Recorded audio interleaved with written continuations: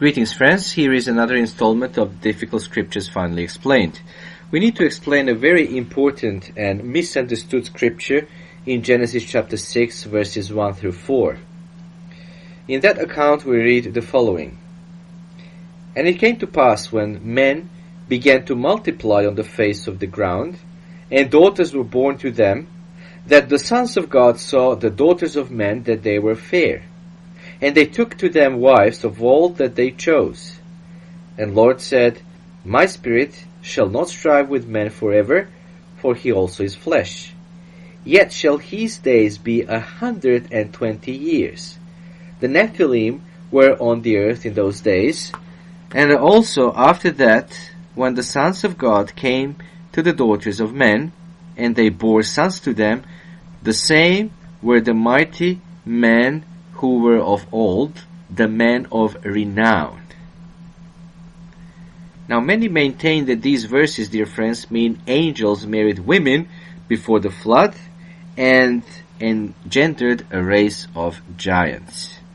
However, the scripture does not say that angels married women. It states that the sons of God took them wives of all which they chose. Now these sons of God, you see, were not angels. The fact is that angels do not marry. In fact, in Matthew chapter 22 verse 30 and Mark chapter 12 verse 25, Jesus said, Those in the resurrection neither marry nor are given in marriage, but are as the angels. And so the angels, you see, angels cannot cohabit with women, and they cannot reproduce sexually. Angels are spirit beings. That's what we read in Hebrews chapter 1 and verse 14. Women are, on the other hand, human beings. So here we have two different kinds. And in Genesis chapter 1, verses 11, 12, and 21, we read that God established a law that each kind produces only after its own kind. Now this is made clear by the context as well. Because in Genesis chapter 6 and verse 3 and 4, God states, My spirit shall not always strive with men. Now God is speaking of mankind, not angels. In verse 4, the verse 4 shows that the children of the sons of God and the daughters of men were mighty men, not angels. So they were mighty indeed, but still only men. Now in the Bible, the phrase sons of God can have different meanings.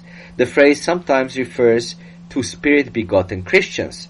We read that phrase in that context in Romans chapter 8 verse 14 and in 1 John chapter 3 verse 2. Also angels are called sons of God. We read about that in Job chapter 1 verse 6 and in Job chapter 38 verses 4 through 7.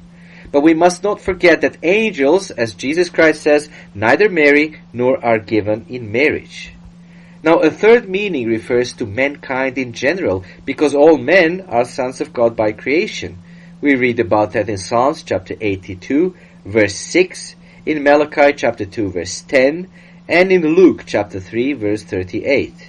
Now since these were obviously not spirit-begotten Christians and could not be angels, it is evident that these sons of God were merely and simply mankind in general, who had forsaken God and were intermarrying in defiance of God's law. So we should also note that the giants were not exclusively the progeny of these specific marriages between the sons of God and the daughters of men, because Genesis chapter 6 and verse 4 shows that the giants existed before the sons of God married the daughters of men, and afterward as well, but does not state that they were the result only of these marriages.